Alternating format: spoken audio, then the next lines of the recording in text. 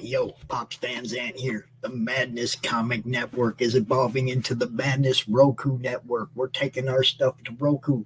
We're joining great channels like the American Horrors channel. We're taking our stuff over there, guys. We love it over there. You're going to love what we bring you. We got some great shows, all kinds of different stuff. Come join the madness, yo. Madness Roku Network right here. Peace.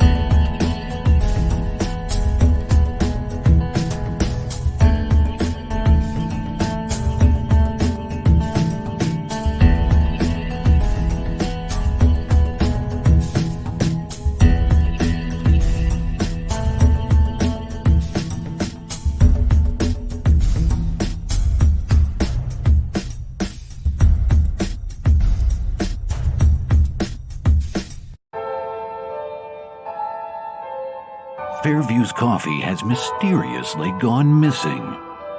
Mayhem ensues when strange, coffee-craving zombies plague the city. Detective Mickey Potatoes, an overworked public servant, uncovers why ordinary citizens are losing their minds and how to stop the coffee apocalypse. But it involves the mafia. And when you're dealing with mafia crime families, nothing is ever easy. The mafia controls everything in the city, including the police, including him. If he breaks the mafia, they will break him. So, the city is without coffee.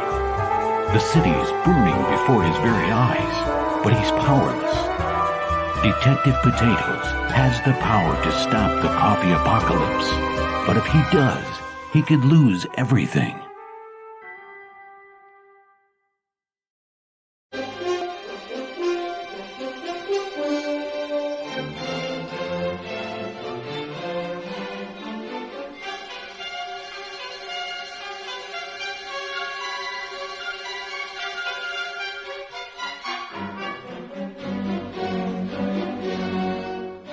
Alright, boys and girls, this is Ron from Romo Art, also from Sector 7. Alright, take two. Nope.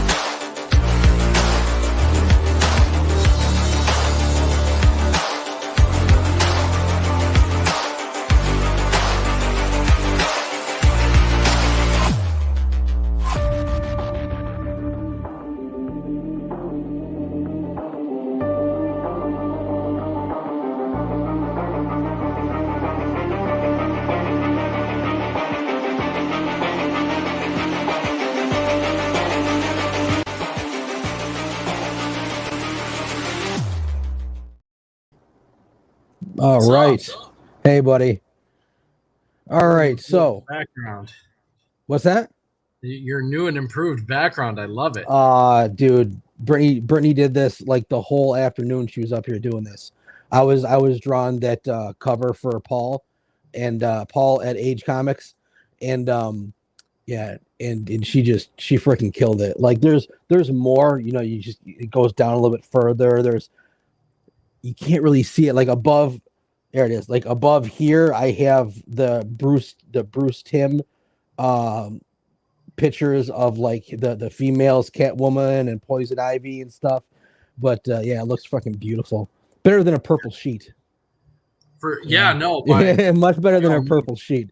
Yeah, that's why. Like, I don't really have a good space set up right now. That's why I, kind of have Nagara staring. I tried doing the green screen type thing, but because it kept trying to get me and Uncle Mike, so it kept glitching. It kept glitching in like weird spots. It was weird. Yeah, it is kind of weird because it's like, depending on where I'm at, like it doesn't look the greatest, but yeah, it still looks better in my current surroundings. So we'll deal with it. No, it works for you. It works for you. So now tonight this is going to be the first. We're getting a little static off the mic. Am I getting static? There's like a clicking that's coming along with it. Is there really? Yeah, it's not the best one, but I think it works other than the clicking. So maybe I just got to get you a different mic. Yeah, I mean, well, I'm gonna order one though too. I'm gonna order a stand for this, and I'm gonna order a stand or a microphone too. Yeah, I might. Is there feedback or just clicking?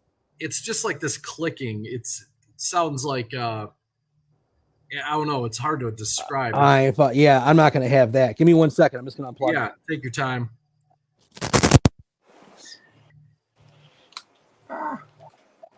Is this mic still working now? Can you hear me? Yeah, I can hear you.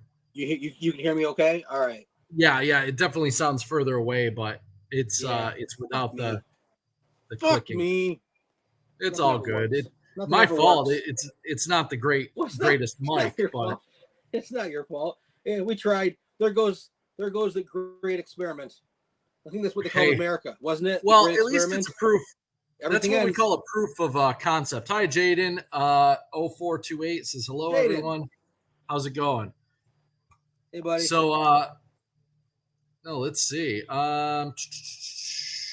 Looks like that's all we have. I'm actually going to use the money that Paul gives me to buy like the mic probably tonight, and so I can have it. Because I want that, and I want the stand for my iPad. One, to save my neck, you know what I mean, so I can draw upright, and then the other, I just want to have better angles for when we have Chuck on, Mr. Dixon, Mr. Chuck Dixon. Yeah, Chuck Dixon's coming. The 18th. He got word that we were talking about him, and he just no. He's like, those guys want me on. Exactly. They're so professional. Wow. Yeah, I mean, we clearly have everything worked out. We're backed up till 2028. Yeah, right. Yeah, we got my washed out face on a bad green screen background, and Ron sounds like he's 3 rooms away. But I do have my Superman costume on today, so that's cool. And I will say, your background now is spot on. It's great. I love it. Starting to look like a real YouTuber, huh? I know, right? That's crazy. I know. Moving up in the world. I know. It's all Brittany. Completely Brittany. I know. She's great. Fucking amazing job. She's great. So hi. My girl. So with that said, what in the world are we going to talk about tonight? Well, we told Pops that we were going to talk about, so this is what he wrote, what makes a bad movie good. Good. Yeah. And because there's go ahead. Sorry. There's a lot of bad movies that I might like or you might like, but it's not in the public awareness. So it's still generally a bad movie. There's a certain I don't know what, that makes a bad movie good. And I think some of it's timing, some of it's nostalgia, some of it's just the one that we were talking about when actually you came to visit me at the store was Kickboxer. Oh, yeah. And if anyone out there is looking for what we're talking about, a general feel of what we're talking about, think of the early 90s Van Damme movies that inspired an entire generation of men to be martial artists, to be whatever, to work out. But they were so bad. They don't even hold up well. The only reason why I can still watch them is because I used to love them. And they make me smile now. It's funny. I really like Kickboxer. It depends. Like Kickboxer and Bloodsport, I feel like still hold up as action movies really well for the most part. There is some campiness to them. Like, Kickboxer when Tung Po's breaking his brother's back and he's like, no, it's rough. But I think there's a lot to love about them. And that's where you kind of get into, well, what makes, because clearly it's not Shakespeare, right? Like it's not like highbrow entertainment. Like it's no Chuck Dixon, right? Yeah, right. Yeah. It's no Chuck Dixon. No, this is not something where you're going to get, Citizen Kane out of a Van Damme movie, but they're still very enjoyable. And there's a lot of like that. And it's funny because I'm a huge fan of Mystery Science Theater 3000. And even within that realm, like where they're like, oh, we watch bad movies and make fun of them. There's a lot of them that are really charming and really have a wonderful quality about them. And it's like, man, as you say, a certain, I don't know what in French that would be the je ne sais quoi, right? Yeah. They have this sort of undefinable quality that makes them just really kind of nice. In the same way with Godzilla films, the vast majority of them are not, Oscar-worthy performances. So what is it about them that makes them so entertaining, do you think? Is there one singular factor that there's never a singular nothing. No, there's definitely not singular. I'm gonna talk about what I think would be a main one. And this goes, and I can give you a comic book example of this type of thing as well. So I think a lot of it's timing. Because when you think about when they came out, a lot of these movies like Commando with Arnold Schwarzenegger, one of my fucking favorite, dude. I actually still love the soundtrack. That soundtrack is really good. Think about a movie like that.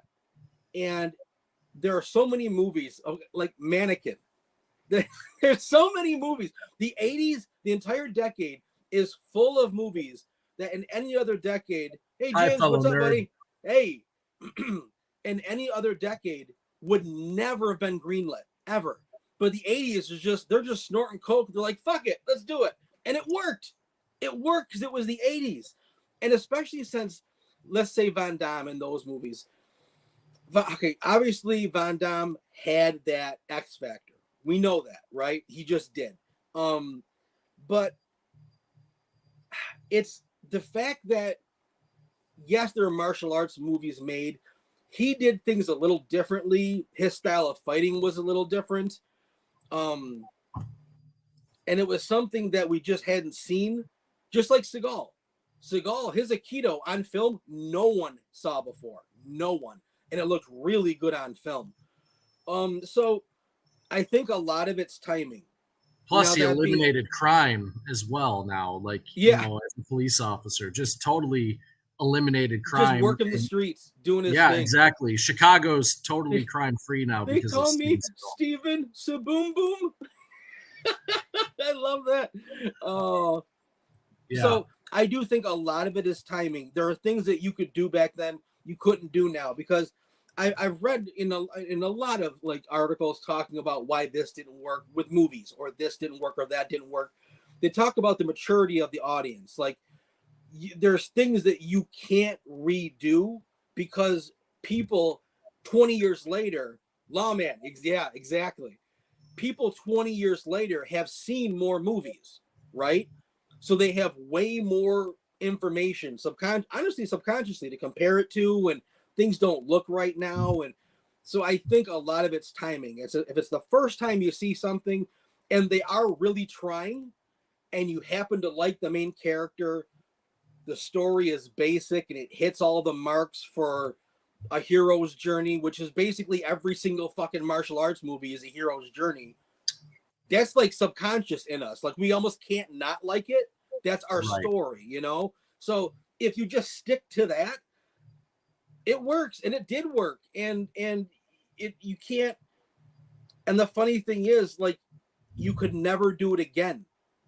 You couldn't make that low. You couldn't have Van Damme dancing with 2 Taiwanese hookers in a bar and shaking his ass. It doesn't work anymore. It doesn't work anymore. Like, you just can't do that. It worked so well. Like, it just is so funny. I mean, like, looking back on it, it's still that movie. I will unapologetically fight for Kickboxer till my dying breath. No, but that's the point. We love it. I love it too. Yeah, but that's our point. So it's really interesting to me because a lot of like other martial arts films that are just bad are kind of just bad. So does it come down to I mean, clearly, you know, Van Damme can act, right? Like he's not always like, you know, the world's best, you know, thespian or anything like that, but he's, you know, he's an actor. He can actually do the job. Stallone, Schwarzenegger, they can actually perform. So does it come down to acting, directing? Because I mean, recently we talked about Spawn, and I know that's one of your movies. Actually, I hadn't seen it in so long. I think I kind of blocked out in my mind just how, like, I was like, this was bad. And to me, it wasn't bad in a way that I found really charming and endearing, even though like Michael Jai White, I think, does a great job despite the script. Like, I was like, wow, that guy really, really played him well for how bad this was.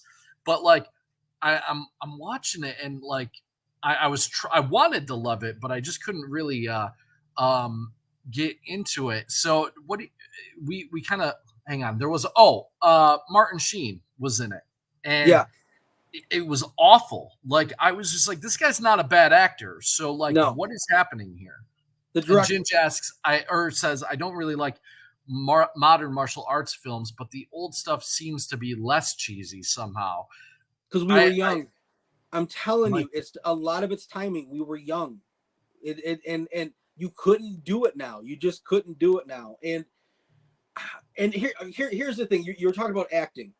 I definitely wouldn't say that Van Damme now. Maybe now because they've had the experience. I've seen Schwarzenegger actually do some very good acting, but he wasn't doing that in the 80s. Okay, I don't think he could do that in the 80s. He could do that when he was in his 60s now or 70s, but not back then. There are people you can't fucking take your eyes off. He had that. I don't know why, but he just did. Van Damme, there he is. The hard target. That's great. You know, that's Gambit. There's Gambit. Me and you were talking right there. Yeah. You know what? I'm not going to lie. You brought up him as Gambit, and I kind of fell in love with it almost instantly. Like, I really love that idea. Christian says, hail Christian. Hey, how Christian. Are you? Hey, buddy. You know, that's so interesting to me of a concept. I think that would have been really fun to watch. I still don't know who I want Wolverine to be. I know I've heard a lot of different like takes on, you know, you brought up they wanted De Niro at one point or something like that. They wanted De Niro because De Niro was really ripped in Cape Fear. He was already getting older though. Then they talked about Glenn Danzig. And that was pretty much, honestly, the only few people they ever talked about. And this was back in the Wizard magazine days. Bob Hoskins at one point. I don't think he was the right call on that. He would have been awful. No. Yeah, I don't think. I like. My boy, Steven. So boom. That's your next Wolverine. Nice. That's the next Wolverine right there. Yeah. So I don't know who could pull it off. I'm not even a fan, and I've gone on record. I'm not a Jackman fan as Wolverine. Ginge says Bob Hoskins was looked at for Batman, I heard too, which I can't see that at all. Oh my God, by a blind man. That's right, insane. maybe. And I like Bob Hoskins. Like, oh yeah, but he's like Framed 4.5 Roger feet Rabbit tall. was awesome. He's the only reason why he was good for Wolverine is because he was hairy and he's like 4.5 feet tall. Yeah, but he's also obese. He's also overweight. Right. You know what I mean? Like Danny DeVito is, fits that description too, but I wouldn't put him I've as seen Wolverine. Caricatures of Danny DeVito as Wolverine, actually. They're hilarious. They're really funny. So has the bar for was bad good movies been lowered or raised? I don't know. One of my more recent ones. I don't think the bar changes, which is weird. I've never thought of that before. Oh no, it's hard to say because I'm trying to think of modern equivalents that are really charming films. Brittany gave me one earlier. Let me see if you agree, okay? Because I actually, when I saw this at the theater, I didn't like it because it was too cheesy, and then it really grew on me. The Mummy. Is that the newer one with? No. Brendan Fraser, The Mummy. See, I've seen it. I'm not a Brendan Fraser guy. Oh, me either. No, that's so it really never totally appealed to me. I love both gotta of be them. honest, The I third can't one remember the doesn't last count. time I watched it. But The Mummy, it has a decent amount of fans. Like that might those work. movies did, the first two did really well, except for the Scorpion King scene at the end where The Rock was like a Play-Doh. Looked like he was made out of Play-Doh when he was like on top of a scorpion body. It was horrible. Right. They tried they just went way too far. They couldn't do it back then. Ginge says there's a scene in Roger Rabbit where he's that being Bob Hoskins is at the bar at the start of the movie and he snatches up a tune and threatens him. And I was really surprised how intense he was in that scene. He was very intense in that scene. I just don't get the Wolverine vibe from that scene. Like I think he's great. I really do. I think he's actually really cool. I think he's actually kind of a badass in real life. I think like that intensity. He seems like a really cool dude. And but Wolverine is like, okay, so this is the problem with Wolverine, and we're not even on topic anymore, but fuck it. But yeah, we're gonna jump around for Bob sure. Hoskins has the attitude, the proper attitude, the proper feel, but not the proper look. And Wolverine has both. He has a unique feel and he has a unique look, and it might not seem unique. Like I said, Wolverine is a character you could easily mistake for one-dimensional, and he's not. He's not. Right. Yeah, and no, I agree. I don't think Wolverine's a one-dimensional character at all. Ginge also adds that Brendan Fraser's Mummy is a total classic in their opinion. So that's Ginge, that's my boy. I don't know. You know what movie might be that for me? And I might get some hate. I don't love all of his movies. In fact, I like very few of them, but I love Nicolas Cage. He's one of those guys I can't take my eyes off of for some. Yep. And it's not because he's like this ridiculously amazing actor. It's just I really enjoy watching him for some reason. But Gone in 60 Seconds, the remake with Nicolas Cage, is awesome. I don't even like cars, and I want to go out stealing them. No, man. I'm just kidding. But that was like top Cage, that was like Face Off years, dude. That was top. Yeah, Cage. And the personas that they had in it, it had a cool factor in a really kind of campy, like it had some campiness to it too, and it was just awesome. Like at one point they're pulling keys out of a dog turd. Like it was fun. There was some campiness there. Yes. I freaking love. I don't know what it is about him. I think he would make. I heard he was considered for Superman. I think it would have been awful, and yet something in me wants to see it. Oh, more than considered. Why. I mean, you've seen the costume. Like they were making. Yes. They were in pre-production pretty much. Yeah.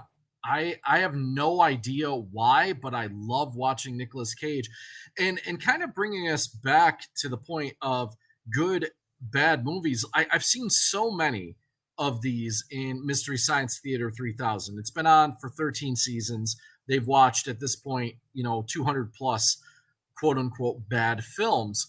And you see some of them that just have this certain, like, whether it be older ones like I Accuse My Parents, it's a ridiculous film. It's kind of hilarious at points, but there's a certain charm to it. And I'm sure no one watching, unless they watch MST3K, has ever heard of that film. Would know what you're talking about. Yeah. Right. Yeah, exactly. But like there's older movies, there's like the fantasy movies they watch, and there's such a variance between movies that are really genuinely bad and movies that are really charming, and like you try to describe what that is, and it's such a difficult thing to put your finger on. Like you sit there and there really has to be these certain elements that line up. I don't know if I think it has to be the perfect storm of all of everything. I do think timing is a big one. I think timing, like for instance, for me, Sin City. And this is another one that Brittany brought up, and I will talk about the Sin City comic book, because the movie. So when the movie came out, everyone was like, "Oh my god, it was so amazing!" It took me like a year to see it because I had less money than I do now, if you can even imagine. So it took me like a year to go to the movie to see or to rent Sin City, and I was like, "This is awful." And I know if people, if there was hundreds of people watching this show right now, 50 of them would start yelling at me.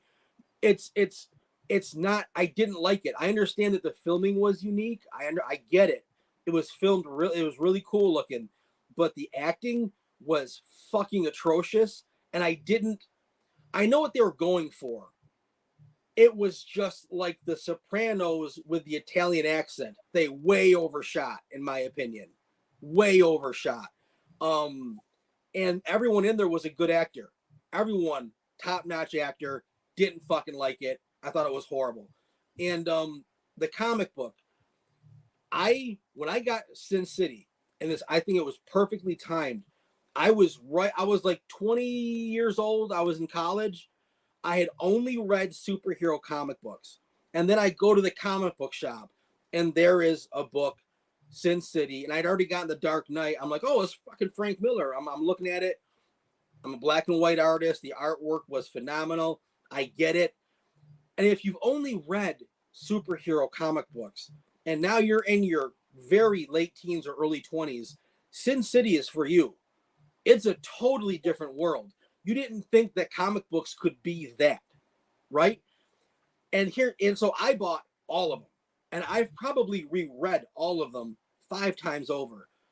But when I got into my 30s, I tried to reread them. And I found Sin City to be unreadable. Because I'm too old now. And it just I know people are going to hate me for it, but it wasn't that well written. It's well written if you're at a certain age with a certain mindset. You've only read like there's a bunch of things that have to come into alignment that happen to a lot of people when you're in America, which is mostly superhero. Okay, so when you find that book and you're at a certain age, you're like, oh my god, this is totally new. This is dark and gritty.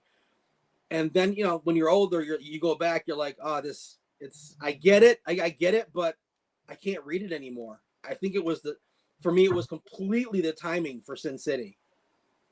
Yeah. And that could be the case with a lot of things. There's definitely some things that came out in the 90s that you're like, yeah, I don't know if that would work today. I don't think they could make that film today, kind of thing. Like, I don't know if anyone knows even how to make that. Wait, what film? Because I'm just saying, hypothetically, there are.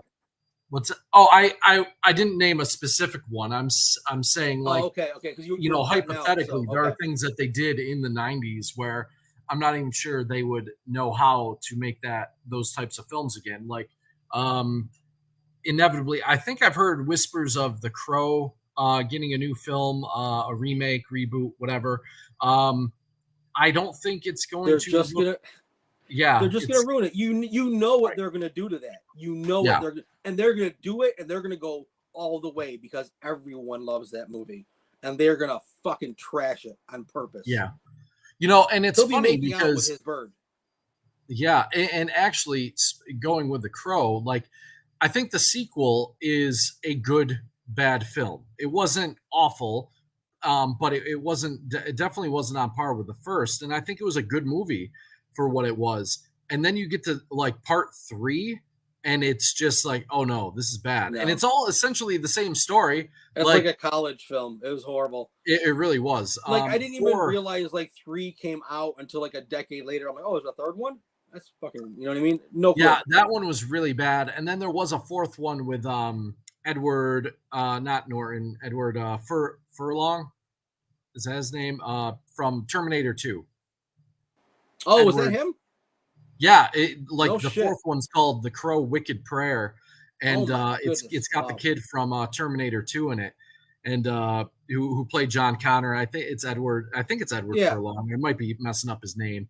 I get him confused with Norton at certain points because they were in American History X together. But regardless, like that one was like a step up, but like it also had Tara Reid in it, so it was like also kind of trashy. Tara Reid.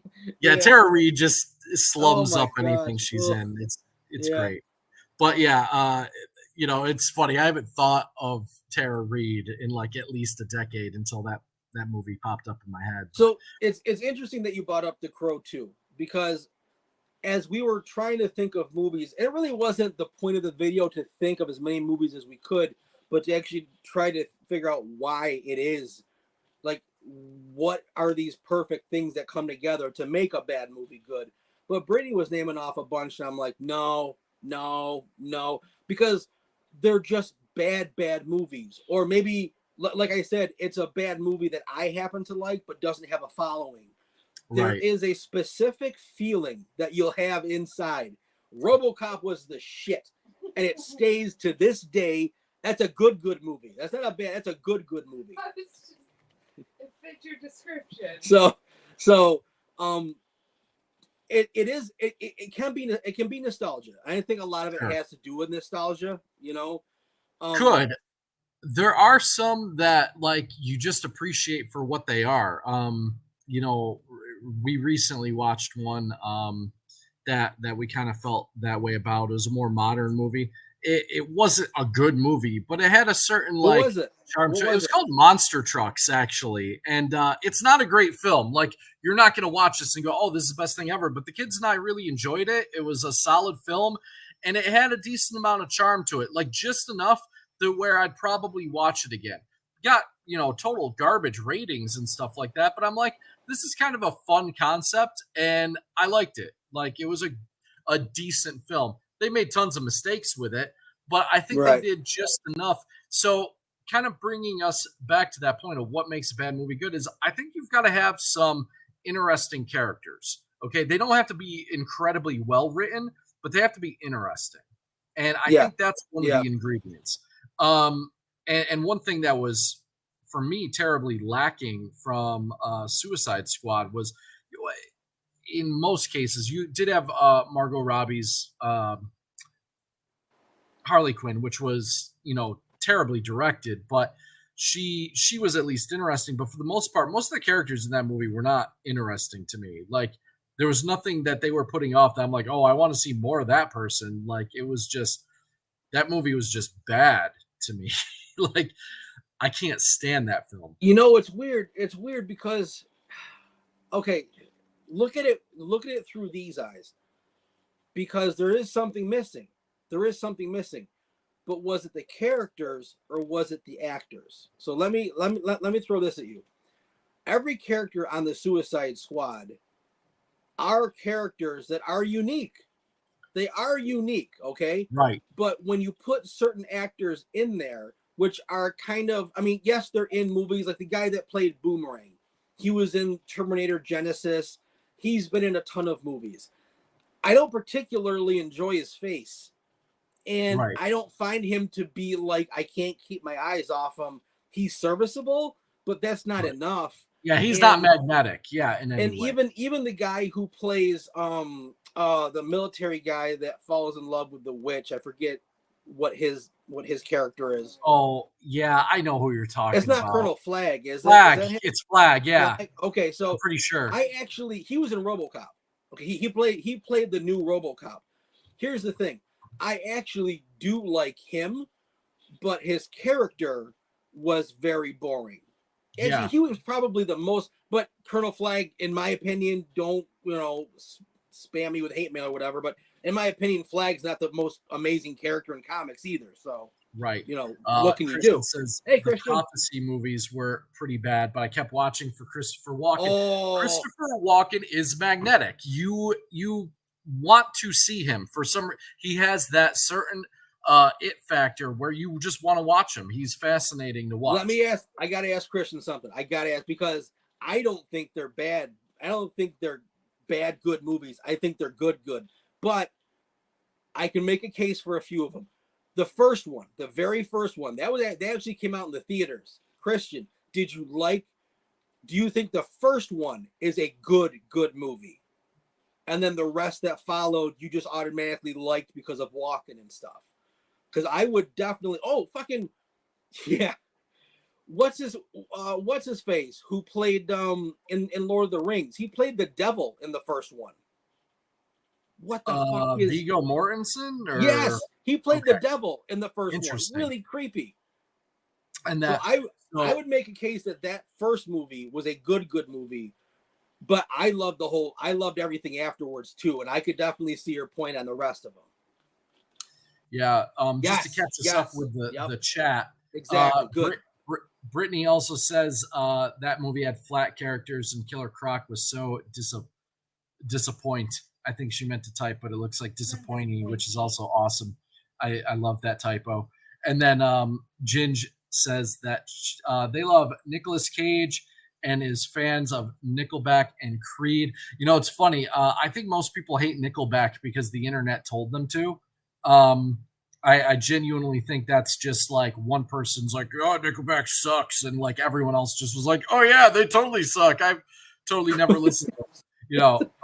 That's awesome. And,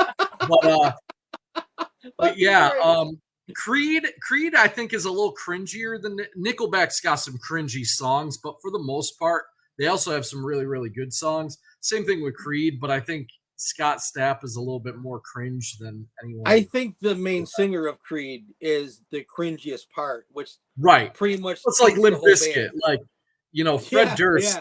Fred Durst and Limp Bizkit makes you go, no, yes, yeah. Where were the other drugs going? I love that skit. I love it. Hey, where were the other drugs going? Great. Where were the other drugs going? Fuck face. Malkovich? With that said, our show's over. We're just gonna start doing Pete Holmes skits together and quoting Frozen. them. There you go. Yeah. The internet just cut us off. All right. Yeah. So yeah, the prophecy movies I could definitely see, but the first one was good. And it's like I said, like even like, and I'm older than you, so but even like 80 movies in 85 and 83, like Mannequin, you could never make a movie like that now. It's ridiculous. It's fucking great. And the main soundtrack, like the main song for Mannequin, like I love that song. I love 80s music. So it's like anything you did, almost anything. Hey, if you want to see some bad movies, the 80s is also great. Because they were fucking doing anything. They were all coked. They didn't give a shit. So like it didn't fucking matter. Yes. Perfect. Yeah. Oh man. Let's see, 80s films. Oh yeah, which I don't agree with, but Brittany found one, Over the Top. Oh, I love that movie. That is a good bad movie. I can't. I'm saying it's a good movie, even though it's about arm wrestling. I definitely think it's campy and cheesy. I know. Like it tried. And I think actually that's going to be my second ingredient. You have to have some interesting characters, right? And I think Lincoln Hawk was an interesting character just because, one, his name is awesome. Two, it's Sly. Yeah. Freaking Sly Stallone looking chiseled in the 80s was going to be. Pop says Over the Top was dumb. Hey. Oh, my God. You had like Over the Top made semi-truck driving seem really cool. Like all of a sudden I wanted a semi-truck, right? Because he was like totally awesome, and he's like working out in his semi-truck, and like it was I love that movie, right? Dude, but there are it is scenes a bad that movie. There are scenes that like tear me up in that movie, like with him and There his son. are. Like, his son was a really good actor. So, okay, look, let me make the case as to why it was good. There's my man. I love it. I love that movie. I don't think the kid was a great actor. I actually think there are some really cringy parts with that kid. If we watch that, there's some really cringy parts. Because I watched that in my classroom this past year. Just put it on because for reasons, right? I'll have that one play because it's pretty innocent, other than a couple swear words for the most part. So during study hall or something, I'll put it on, and kids are like, "What is this?" I'm like, "This is awesome," right? But it is super cheesy, and I think it has. I was gonna say that other ingredient is it's very earnest in its efforts. It is really trying to be a great film, and it falls short of that, but it's trying to be a really great heartfelt movie. And I think there's a certain charm that comes along with that. And that's like often when I find, and it's hard to define, but when I say that a bad movie is good, it's usually got this charming quality to it, that there's something endearing about the film. And that's the difference for me, is like Suicide Squad is not endearing to me in the slightest. Like, I think it's crap. And and I should say, I think it's the first one is The Suicide. I don't know. They messed up. I don't think it matters either way. Right. Yeah. You know what? That's a good point. It doesn't really matter. Just pick a Suicide Squad movie, and I'm talking about that one. Doesn't really matter. Whichever one you've seen, that's the one I'm talking about. Right. So you're like, Over the Top is a really great example. I think Lionheart, whereas I put Kickboxer and Bloodsport in their genre as good movies. Like, I think they're, they have some cheesiness to them, but I think they're solid films. They're well written. They're well paced. And yes, slap competitions are, but I think Lionheart is more in that vein of, it was not a great movie, but there's something lovable about it. And a lot of that's just Van Damme. He's got that magnetic quality too. He does. And he's, I love that picture. Right. I love that picture. Honestly, like at the time, Van Damme just fighting people, it didn't matter how good the story was or how good, the pacing or the plot development was. You would just watch it. And that's kind of what Lionheart is. It's not on par with Bloodsport or Kickboxer, but still, I think Death Warrant was my favorite. Like, if you were to pick, like, like it seems like him and Seagal. Give me 1 second. Okay, we're gonna be okay. I'm gonna clear my throat to the point where it gives me hiccups, and then I'm gonna just off myself. Holy shit! So, Van Damme had it was Bloodsport, Kickboxer, and then was it Death Warrant after Kickboxer? Oh, let me look. I gotta figure this out. And then I think Lionheart, and then Double Impact. Double Impact. That was the one where he played two himself. Parts. Yeah. Yep. And then so let's say that's like his first 5 movies were just straight gold almost immediately. And then you had Seagal. You had Above the Law, Hard to Kill, Marked for Death, Out for Justice, and Under Siege. 5.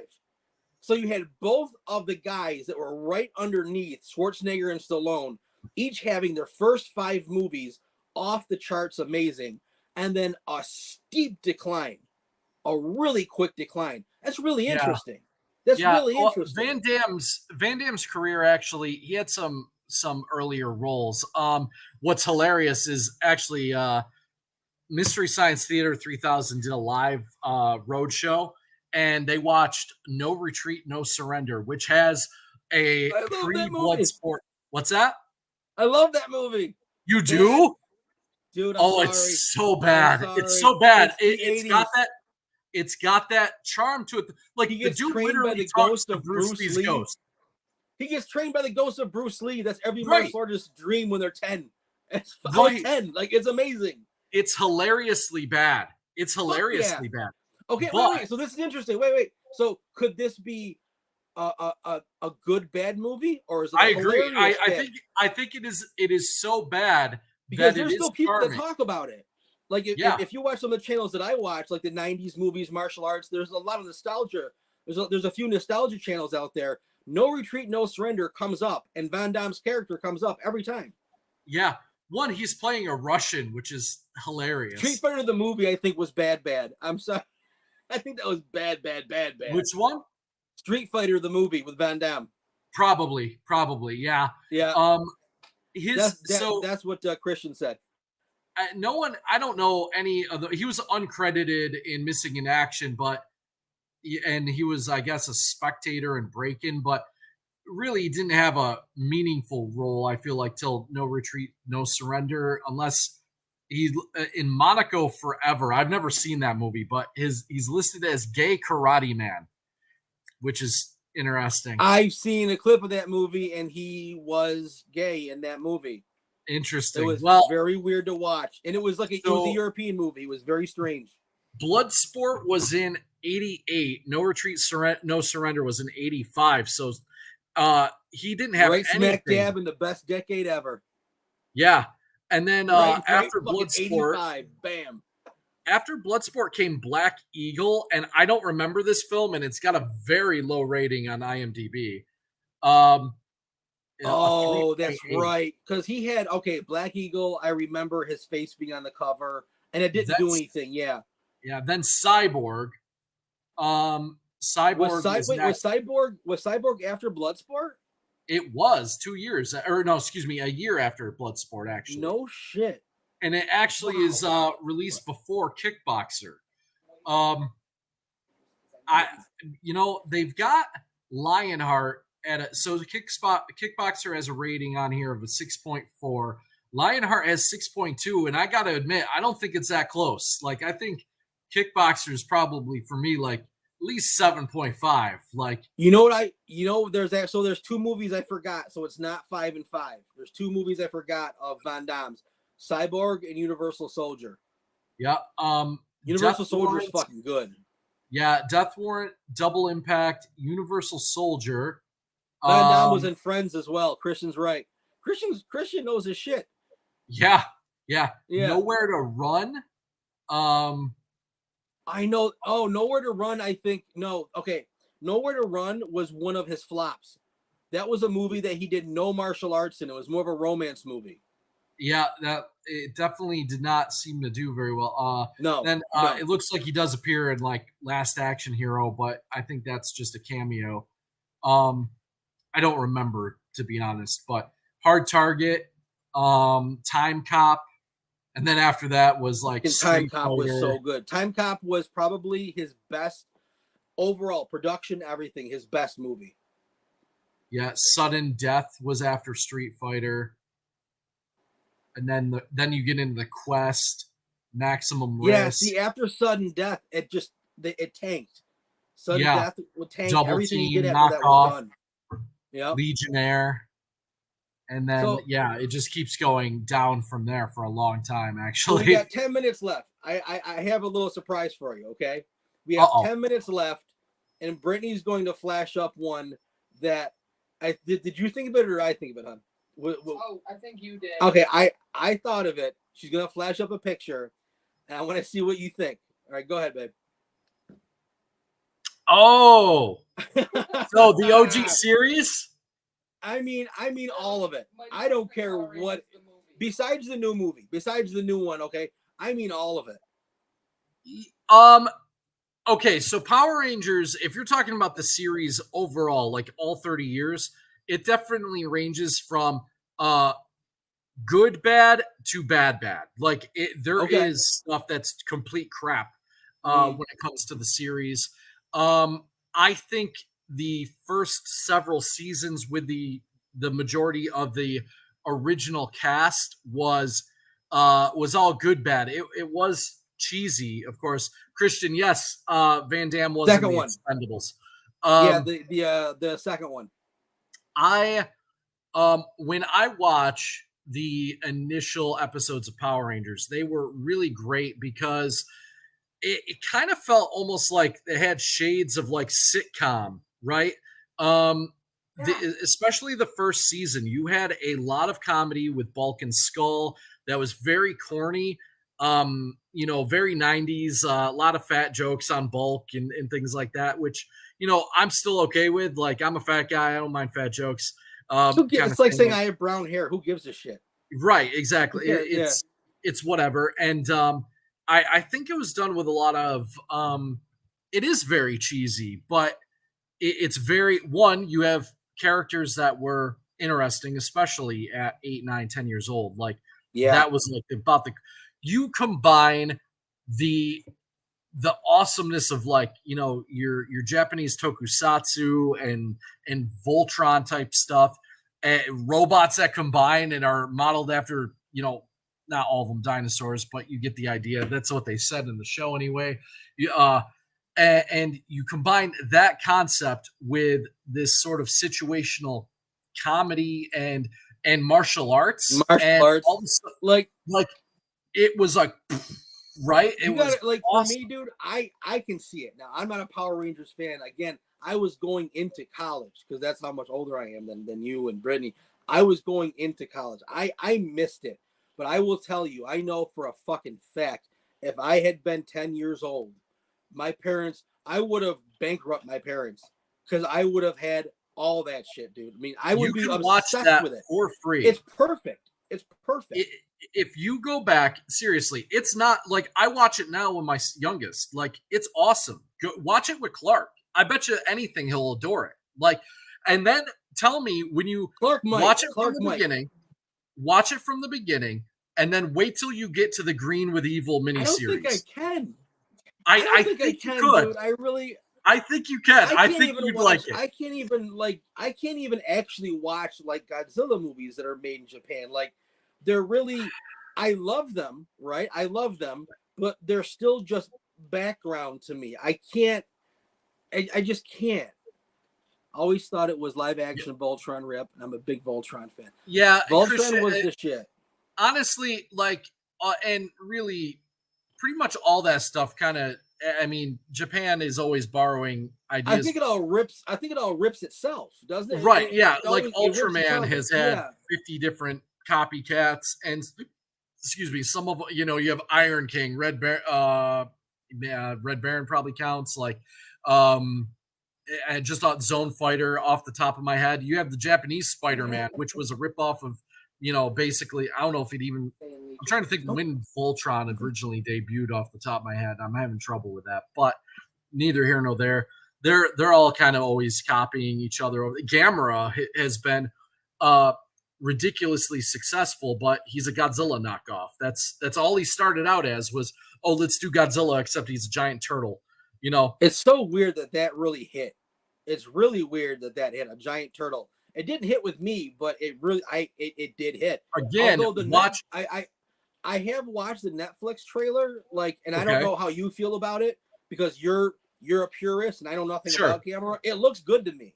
The Gamera one looks good to me, actually. I'm looking forward to the Gamera trailer or the Gamera series. Yeah, me too. Thursday, by the way, this week, Thursday. Yeah, the only thing that they've really seemed to mess. I liked Pacific Rim: The Black. Kong Skull Island was good. I really feel like the one that didn't, for whatever reason, translate well to anime, and it's because they can't seem to figure out how to do it, is Godzilla. Like, the anime Godzillas have all sucked. I'm sorry, I don't like them. I think they're not the greatest movie. The movies were terrible. The series got many of the monsters wrong, even though I thought the series was better than the movies. Plot wise and character wise, I thought it was better. But regardless, it's neither here nor there. I'm telling you, I don't know, man. I watch Power Rangers with just as much joy today, especially the originals. I do watch a few of the other series as well. with the kids, and some of, like I said, some of it's good, bad, and some of it's bad. But that first series, that especially particularly the first season, maybe some of the second as well, was really just solid stuff. And I'm telling you, if you watch it from the beginning, by the time you get to the Green with Evil miniseries, it's cool. Like I still enjoy it today, because it was like, ooh, it was serious, it was drama, right? Yeah. And you felt like you couldn't wait to get home and see the next episode, because it was like you had to know what happened. That's how I felt about Transformers and G.I. Joe. That cartoon hour, man. Holy shit. Yeah. Oh, yeah. Christian says because Gamera was friendly and had kid sidekicks. He didn't at first, though. He had at least, it wasn't until probably the third, I'm trying to remember now before I misspeak. I got to go in order. I think it was the third film. I think it was because it should go Gamera, then Gamera versus Barugon, and then Gamera versus Gauss, where he kind of just saves a kid in that one. His name's Kenny, which is where, if you're into kaiju flicks, the term Kenny is used to apply to any kid that's just kind of in the film, right? Like, really? Yeah, we call them Kennys all the time. I didn't know that. So any young boy that's in the movie is a Kenny, and Kenny is super annoying in that movie, and Gamera saves him, and that's kind of how the friend to all children thing kind of started. But initially it wasn't really part of his character. The first film was much more I think straightforward. It was played much more straight than that. And then he got progressively campier till he's fighting. Yep, that's a Kenny. Kenny. What's funny is Gamera got so ridiculous that Godzilla, Toho, that makes Godzilla, poked fun at it in Terror of Mechagodzilla. Now, this scene is traditionally cut from American versions of the film, but in Terror of Mechagodzilla, there's a scene where a kid dressed suspiciously like the one of the characters from the Gamera films, like the little kids, a Kenny gets stomped on by Titanosaurus. And it's one of the few scenes where like there's a death in the latter Showa era of Godzilla films. But I had to get, the only reason I have that is I have a gray market copy of that DVD from years and years ago that I picked up, and it contained the scene, because it doesn't actually appear in US releases, not typically anyway. I don't know if that's changed some, maybe on the Criterion collection, but up until that point, it had not. So that was really interesting to me. But yeah, Kennys are great. Yeah, Power Rangers is good, bad to me. That, to answer your question, it is the first 2-3 seasons and the movie, the first movie, are all good, bad. That first movie is not great, but it's good. It's a good, bad. That's for you, Pops. Yes. That's for you, Legionnaire. Nice. I don't even remember where that fell into his. I mean, obviously it was past his. It was during his decline, because I don't even remember that one. I do remember that one, but I Really? don't know that I've ever watched it straight through. Yeah. One last note while I'm thinking about the Power Rangers movie, that first one.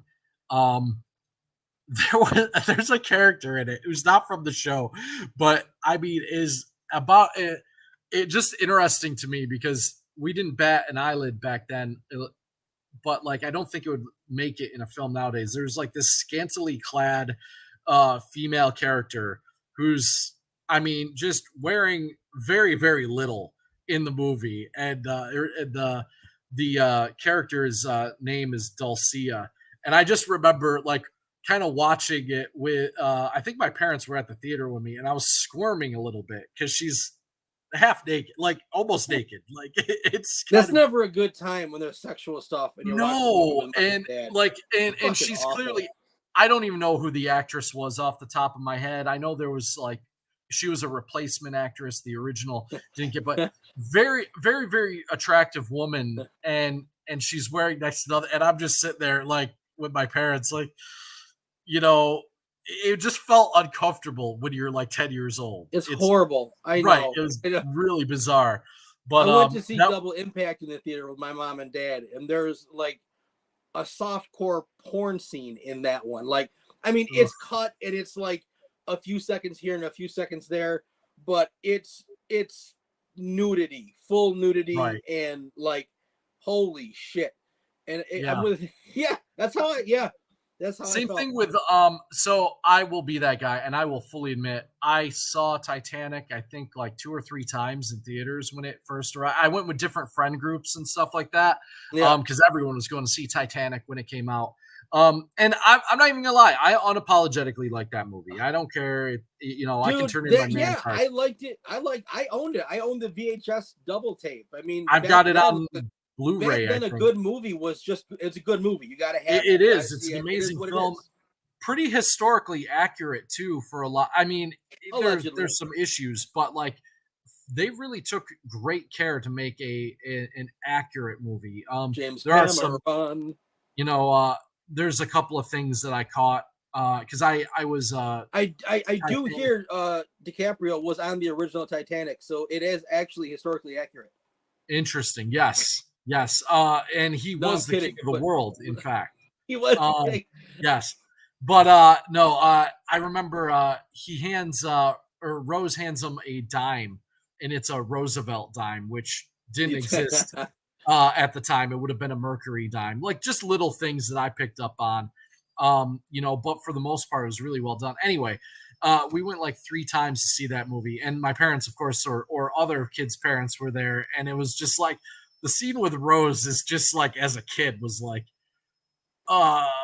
like it's not, let's see, in 96 I would have been 11, so you're prepubescent boys, and some girls watching this movie, and there's parents present, and you just want to die, like. It's the worst. I know. It really was. I think that's like every kid. I don't think any of us got away with not having that happen to us. That's a pretty common. It's a pretty common nightmare. It really is. And my mom would watch wildly inappropriate stuff. Yeah. Oh, there's the Kenny. Love it. Kenny. My mom would watch wildly inappropriate stuff, and it was just funny because. I was like super sheltered as a kid, but yet my mom did all the things like as long as she was into it, like then it was okay. It was really bizarre. But hi. Guys, you got me. Okay, you're talking about movies that you had to see with your parents, right? Yeah. Okay, now go to the little bit older stage where you're taking girls to the movies, so you got a dark place to make out, right? Sure. So I take my girlfriend. We go to see Breaker with Chuck Norris. Okay. Which the only reason I know this was a great movie was because my mom and dad were over there. They went to go see the same movie too. Did they not tell you they were going? I didn't tell them I was going. I'm going to make out with my girl, man. I'm not telling my folks. No, they just happened to pick the same freaking movie to go to that day. So I just sit over there like this the whole time, all cool, because I didn't know if they saw me or not. But I couldn't take no chances, It's like, yeah, going to movies with your parents suck, even if you don't plan them that way. Yeah. There you go. Breaker. Great movie. Great movie. I loved it. And it wasn't as much fun as making out with my girlfriend, but I like Chuck. I like Bruce. I like Van Damme. I like all the kung fu stuff. So I saw a couple Chuck movies in the theater with my dad. Yeah. Breaker was really good, man. Especially like it was a little bit of trucks tearing shit up, and dude was tearing shit. It was, the whole trucking community came through and just tore that town up. It was awesome. Yeah. There's all kinds of eye candy going on in that movie, man. It was great. But I don't know if it count. What you're describing in that, like, I remember going to see the early rock movies, like The Rundown and Walking Tall, and I know Walking Tall was a remake, but those were really like they're not they're not Oscar worthy, but they're definitely entertaining action. Dude, The Rundown was amazing. The Rundown really holds is. up today. It'll always hold up. I did like The Rundown. It's a really great good. fucking movie, dude. Great. But I mean, like look at all Walking the people in it. Look at all the people that were in it. I mean, that was a good movie. It really was. I mean, you even had I don't know if I might for be The Rock, right? For The Rock, it was a great movie. Yeah, absolutely. I don't think he's produced anything. I'll be honest. Like, I like Rampage just because of the kaiju, but it was. I thought Rampage was good though. Like in general, I thought it was a good movie. It was a good movie. I don't think it was. I don't think he was particularly great in it. Other than, it was a good movie. I don't think it was a great movie, but I really enjoy him in Walking Tall, and I think he had something to prove back then. Where now he just kind of. I'm just The Rock, and you're gonna pay to see me no matter what. So I'm just here. Man, dude be wanting like $25 million for a movie or something. And it's like, actually, movies ain't making that money right now. Yeah, I mean, honestly, The Rock signed what I call the contract. He signed his soul is no longer his. He's a piece of shit to me. I used to love The Rock, and now. He's Hollywood through and through. It's disgusting, unfortunately. He's worse than that, man. Him and Noper just did that little scam on the people in Maui. I saw that. I know they did. I know he's a piece of garbage now. It's a shame.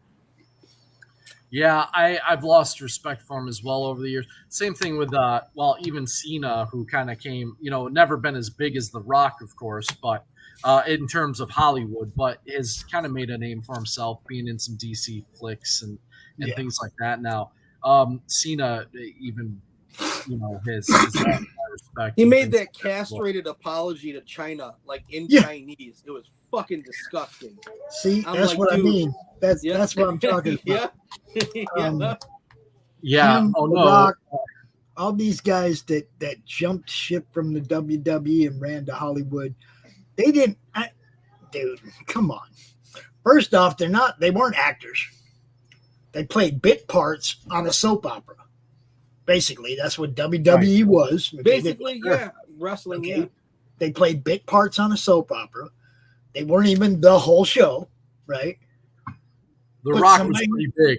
So was Cena. Actually, Cena might have been. Cena was huge at the time. To me, Stone Cold and The Undertaker were bigger than both them clowns. But Stone Cold. I was a Stone Cold guy.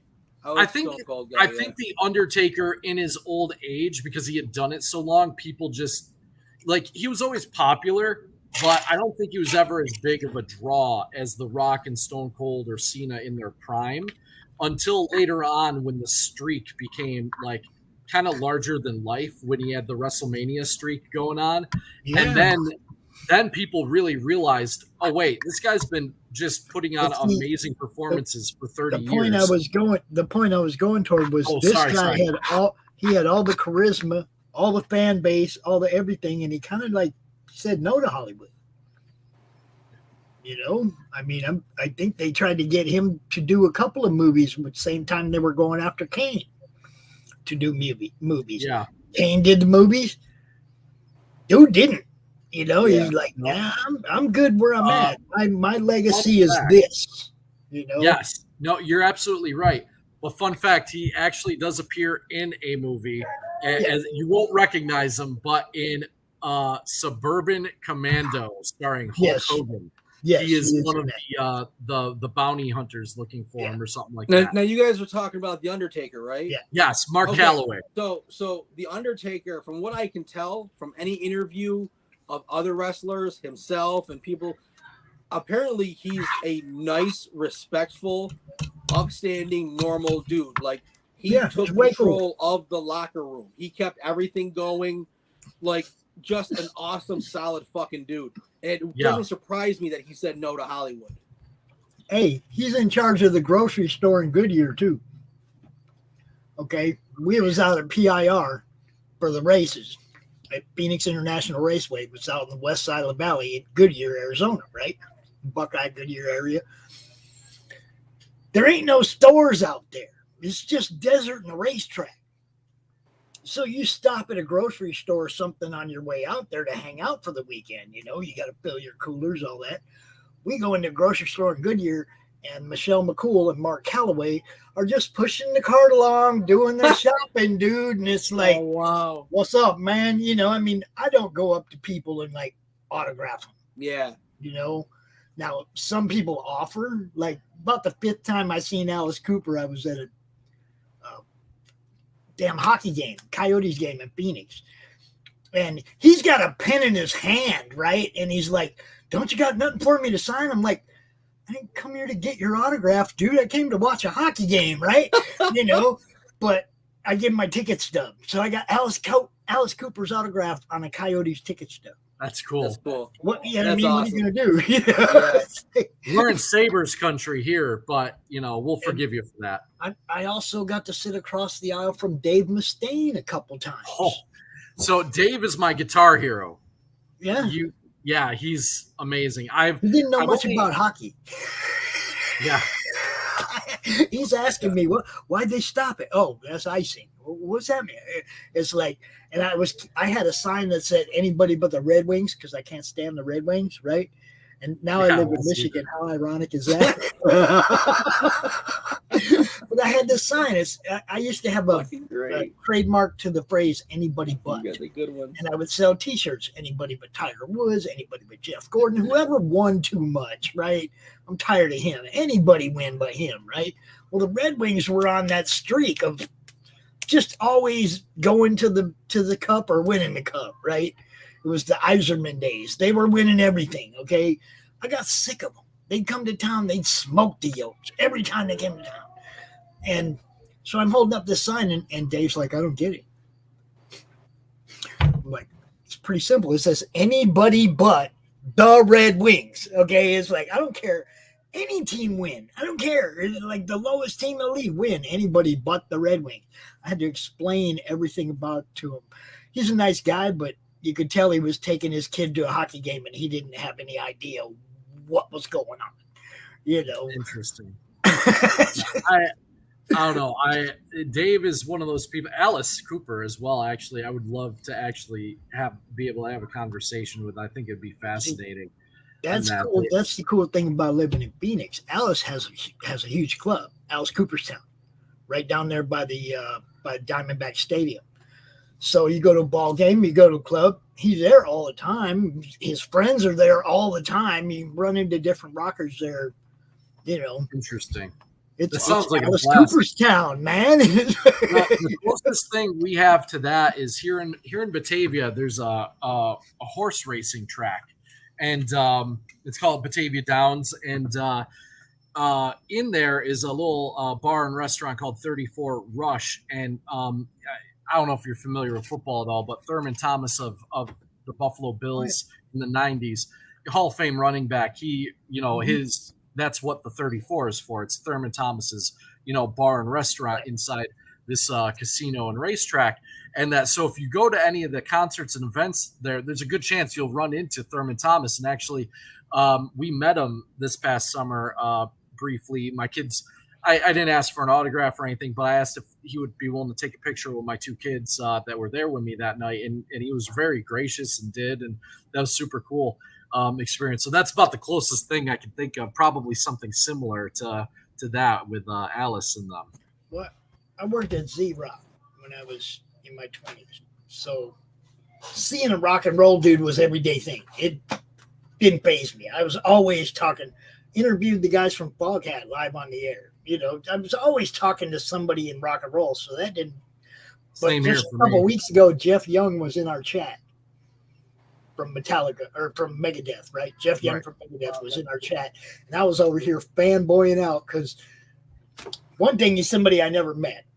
Okay. But for another, it's like, we're not in the music thing. When you're in the music thing and you meet music people, it's no big deal. Right. Right.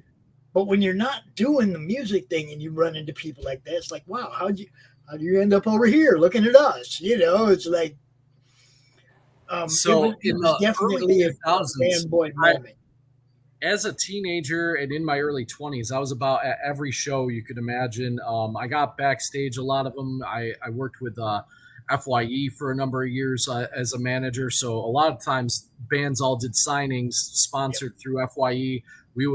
I would go back and be able to me. So over the years, I can't even tell you how many. There are bands I definitely want. Every once in a while, someone will bring up a band and be like, "Oh yeah, I've met them before," like a couple of times, that kind of thing. So it really. Do you have any single moment that stands out? Of all the people you met, a single moment that stands out, because I have one that still the memory cracks me up to this day, but that's why I ask. I'd have to think about that one for a second. Probably there might be a couple. I'd have to narrow it down. What's your standout moment? I'm curious.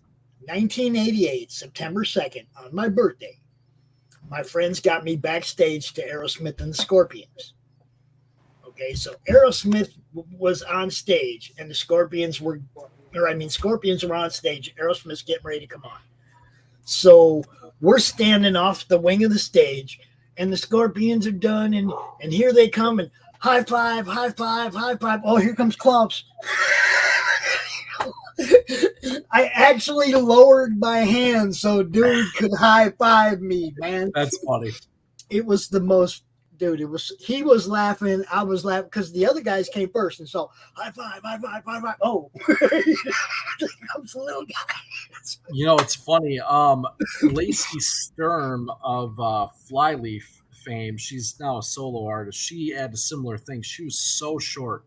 A wonderful woman, super down to earth, just great, humble spirit about her, and that. But she was meeting her in person. It was very funny. She actually has a platform on the stage during some of those shows because it lifts her up high enough so people could really see her and stuff like that. So that was kind of cool. I do want to tell everybody, like, in not this Wednesday, but the Wednesday after, on the Steel Token Show, we got Gina Shock from the Go-Go's going to be here on the network, guys. So, I mean, this thing's expanding. It's getting bigger. It's getting bigger. Stick with it. Tune in. Roku, all that stuff we're doing. Just hang out. We're going to bring you the best. Yeah, I'm going to get out the way that you guys finish your show. Y'all started talking about parents and movies. Got my attention. At least you know I'm watching the show, right? No, we appreciate it. Hey, I enjoyed the music tangent. It was one of my first loves in life. I think was music, and I still have a strong appreciation for it. And especially like you said, I've had the pleasure of seeing a lot of bands over the years. And just getting to know some of them. So that's cool, especially someone who's been around and met some guys and stuff like that. We could have a blast talking that, I'm sure. My friend Rob, the late, great Rob Flanick, he was the guy that worked at Z-Rock that yanked me in there to hang out with him and be his, like, sidekick on the air and stuff. And, dude, it was one of the most fun times of my life. It was kind of like what I'm doing now. Absolutely. I'm just made for this kind of stuff, guys. So, Well, we should probably let Ron get some drawing done because I'm sure. Yeah, we gotta go. Catch up. We gotta go make sure the kids aren't beating each other. So she did really good. She did really good because I didn't even jump in here in the beginning. I let her do it all by herself. She did wonderfully. You're a producer, lady. You got this. I'm out. Bye. Bye, guys. All right, we'll sir. Good show. Have a good one. Yeah. We'll see you next week. All right, bud. Peace.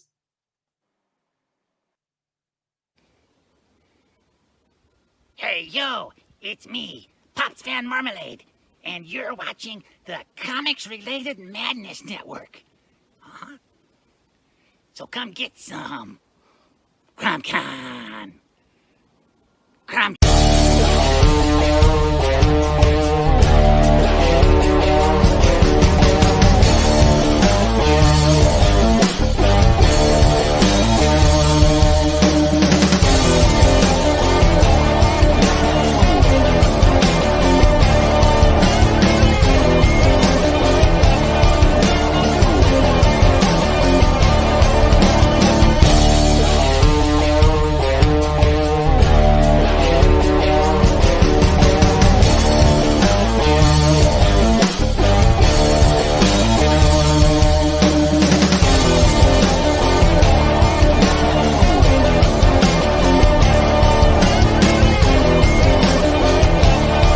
Madness Entertainment Group presents the Madness Comic Network with original programming and additional comic-related content. Comic Books for Kids provides comic books to kids in hospitals and cancer centers across the U.S. It's a place where we can all work together to make sure every child has a comic book. 100% of all proceeds go towards the kids. It's about making a difference, and while they're in the hospital, allowing them to fly like a superhero, battle dragons, or rescue teddy bears. We are in every state in the country and now support over 160 hospitals. Every month, we add more. Visit cb4k.org.